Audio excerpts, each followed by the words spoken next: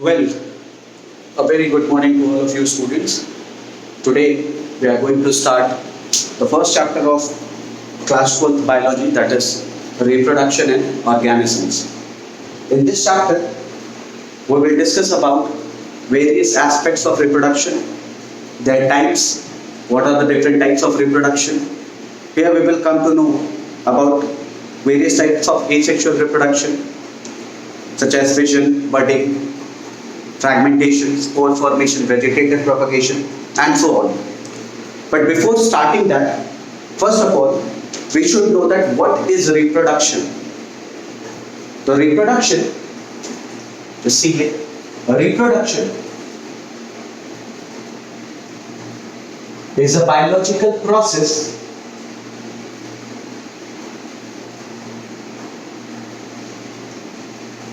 by which a particular organism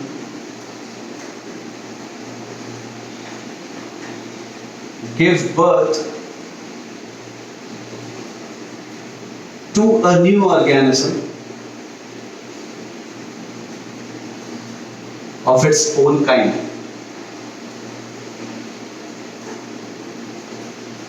Here, students, of its own kind, if we talk about the reproduction in which the organism gives birth to new organism of its own kind. Why its own kind is important? See, none of the organism is going to produce any other species. For example, suppose we are human, so we will produce human only. We are not going to produce dog or cat. Is that clear?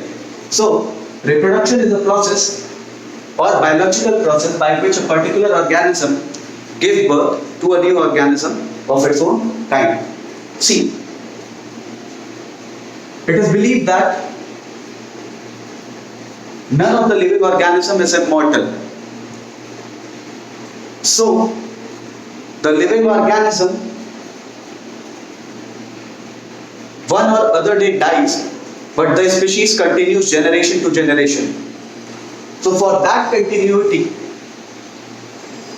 living organism should reproduce. Living organism should reproduce. Now, if we talk about this reproduction procedure, so this reproduction can be further subdivided into two types. This reproduction can be divided into two types. What are those? The first one is asexual reproduction, and the second one is sexual reproduction. Now, if we talk about the differences between sexual and asexual reproduction, so there are many differences between these two. The first basic difference between asexual and sexual reproduction is that this particular thing is uniparental. Asexual reproduction is uniparental, which means single parent is capable to reproduce. But in sexual reproduction, that is biparental, which means two parents are required. If we talk about asexual reproduction, so this asexual reproduction do not involve gamete formation. That means no gamete formation is required. No gamete formation is required. Since a single parent alone can reproduce, so there is no need for gamete formation because fusion does not take place. But here in case of sexual reproduction, gamete formation is required. Gamete formation required. Moving further, if we talk about asexual reproduction, so it is comparatively faster process.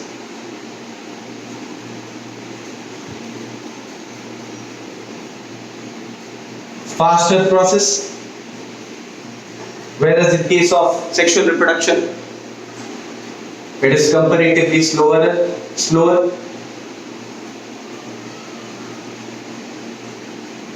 process. If we talk about asexual reproduction, so here the genetic informations are transferred from parent to offspring via different asexual means such as fission, budding, and here no variation is seen. So in place of variation, we can observe cloning over here. And in case of sexual reproduction, variation can be seen, and variation is one of the major property of sexual reproduction. If we talk about variation, if we talk about this variation, so we can say that variation provides the raw material for evolution. Raw material for evolution, which means without variation, evolution is not possible. So variation is one of the major characteristic feature of sexual reproduction. If we talk about this particular variation, so it enables the organism to survive in the changing environment. If there is variation taking place in different sexually reproducing organisms, so they can survive with the changing environmental condition. Suppose if we talk about a particular human being, so a particular human gives birth to several offsprings, and each offspring look different.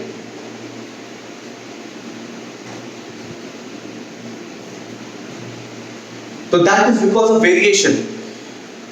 So if we talk about variation, so it is one of the most important phenomena, and it takes place in sexual reproduction. And it is the reason that this sexual reproduction is considered better than asexual reproduction. We will discuss it later on in the upcoming sections. We will discuss why this variation is so important. If we talk about this asexual reproduction, few more differences. So asexually reproducing organisms show mitosis, whereas in case of sexual reproduction, meiosis can be seen, because the formation of gamete takes place through meiosis. I think you must be aware about mitosis and meiosis. These are two different types of cell divisions. So in mitosis, it is also referred to as equational division. So the chromosome number remains same in the offspring. And if we talk about meiosis, so a haploid chromosome or haploid organism with haploid chromosome number is formed. This is known as meiosis. So gamete formation takes place via meiosis. Here, if we talk about the gametes, so in asexual reproduction, no gamete formation is required. And if we talk about sexual reproduction, so gamete formation is must here. And if we talk about the gamete, so there is male gamete and female gamete. The male gamete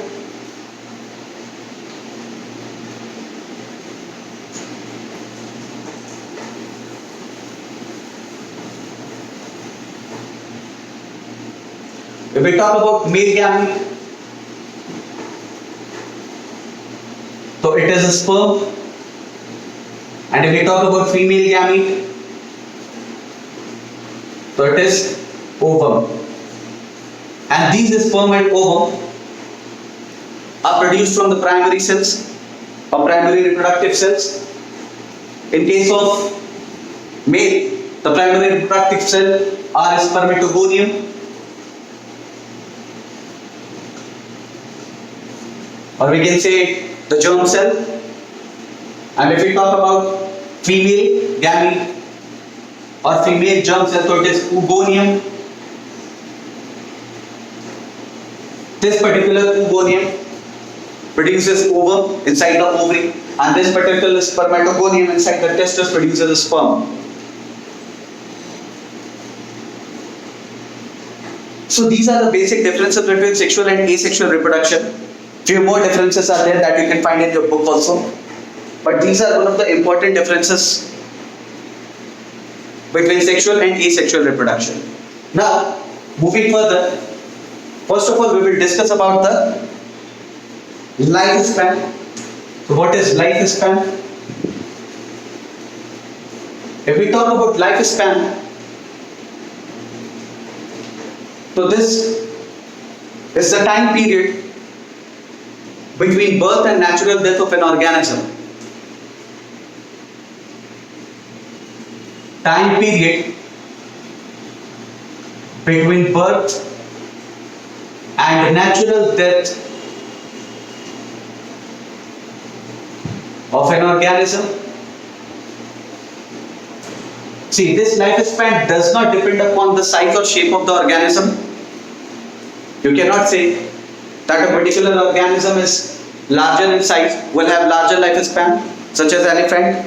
You can't say that elephant is one of the largest known animal, so it will have largest lifespan, because elephant have a lifespan of 70 years only, and so as human too. Human also have lifespan of 70 years.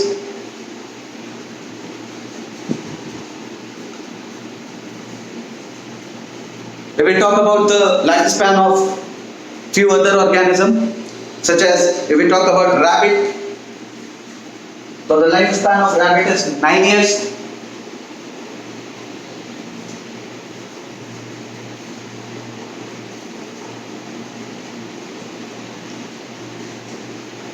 If we talk about a snake, so the lifespan of a snake is about 20 to 23 years. So different organisms have different lifespan. And this particular lifespan has been categorized into different forms, means different phases of the life are there. The first one is birth phase, the time when a particular organism takes birth. The second one is growth phase, also known as juvenile phase.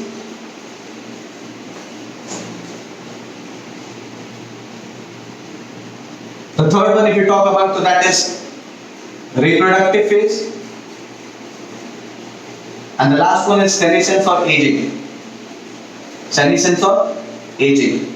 See students, none of the cell reproduces as soon as it is produced. Each and every cell has a particular period which is known as reproductive period or reproductive phase of their life, in which they can reproduce. See, if we talk about a small child, less than 10 years you can say, so he or she cannot reproduce. The reason is, since their reproductive organs are not mature till then. So as soon as these organisms attain reproductive maturity, then only they can reproduce. They cannot reproduce prior to that. I hope you have understood what I am saying. So now we are going to discuss about the asexual reproduction. If we talk about asexual reproduction, as I have already told, it is a type of reproduction in which an organism is capable enough to reproduce without the help of any other organism. Which means gamete formation is not required here. Since gamete formation is not required here, so what are the different processes through which these organisms are reproducing? So this we have to discuss over here. If we talk about asexual reproduction,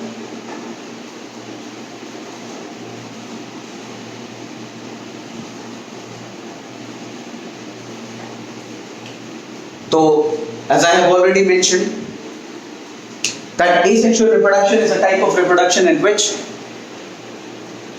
single parent alone is capable enough to reproduce. It does not require any partner. It is a fast process comparatively.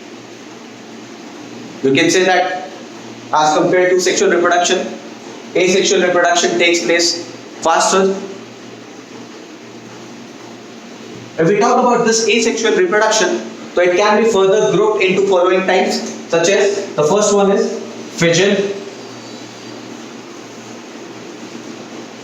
See, fission and fusion, both the terms are antagonistic to each other, but look similar. If we talk about fusion, so it means joining of two bodies. That means the male and female gamete fuses together to form zygote. That takes place in sexual reproduction. It will not take place here in asexual reproduction. So in asexual reproduction, the first term is fission, or the first part is fission. So if we talk about fission, so fission means dividing or division or separation. So if we talk about fission, so it is a type of asexual reproduction where the parent body is divided into two or more new individuals. So if we talk about fission, so it is generally of two types.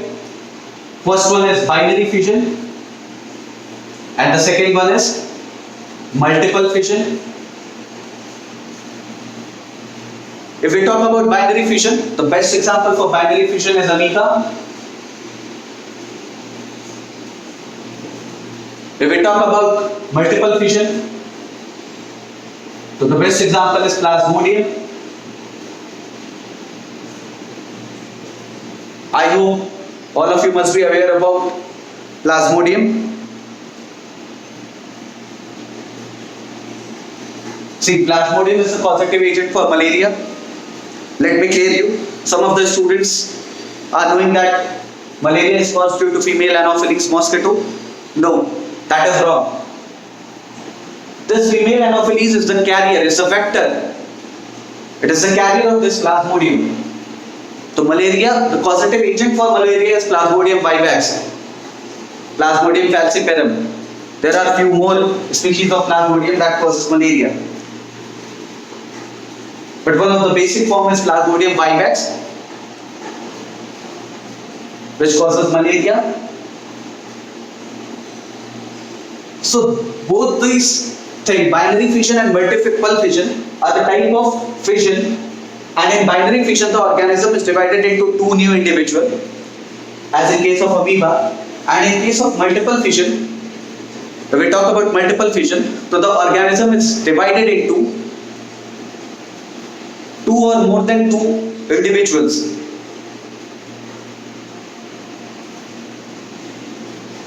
If we talk about this binary fission, so it can again be subdivided into two forms.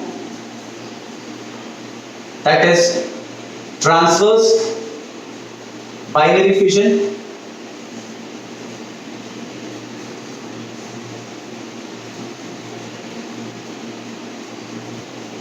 and the second one is longitudinal binary fission, you can say.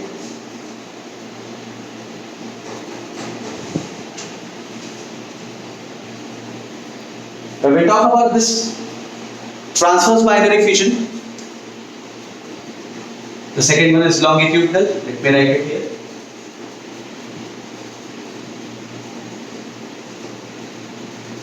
This longitudinal binary fission takes place horizontally,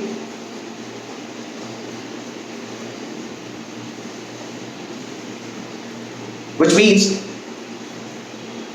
the cell will divide horizontally and it will be at a right angle to the longitudinal axis. It will be at right angle to the longitudinal axis. Just check it out here.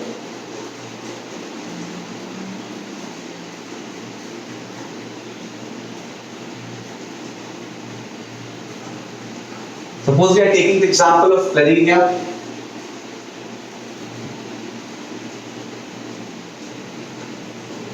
We can also take the example of paramecium. If we are taking the example of planaria, you see this is the body of the planaria and the division will take horizontally like this, which means in this particular nucleus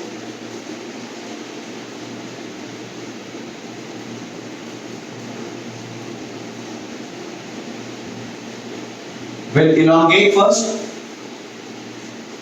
and then it will divide from here, and once nuclear division is taking place, soon after it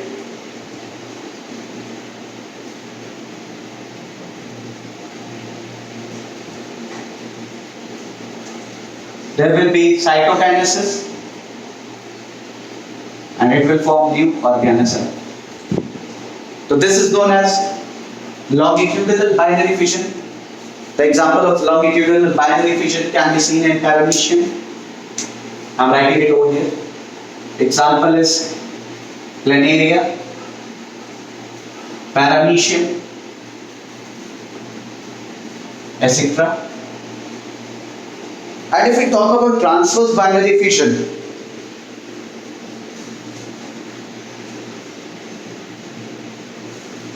this can be seen in euglena.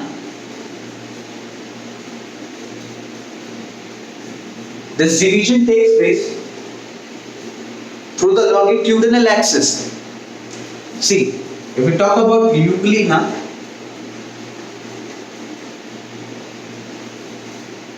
it is something like this.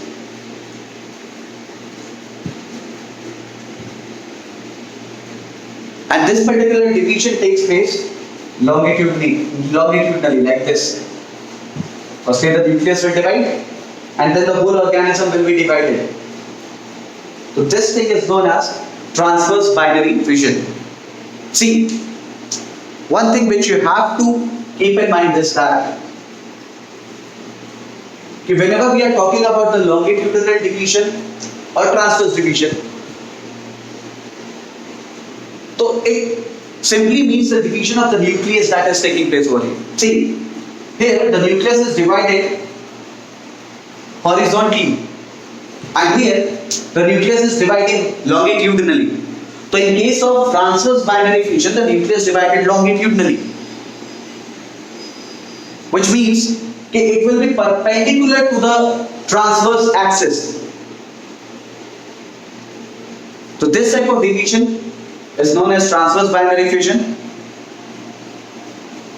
and in case of longitudinal binary fission,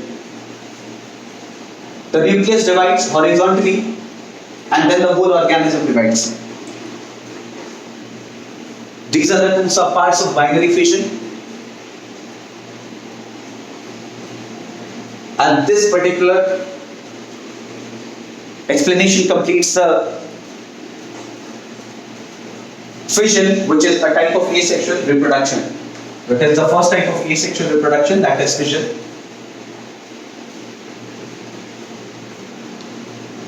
The next one is budding.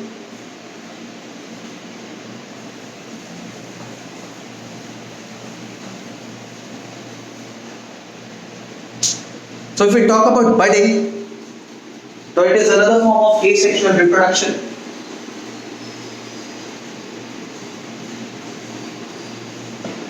If we talk about budding, so budding is a type of asexual reproduction in which an external outgrowth from the parent body called bud appears, and this bud after maturation detaches itself from the parent body and grows as an individual. For example, you can see this in Hydra.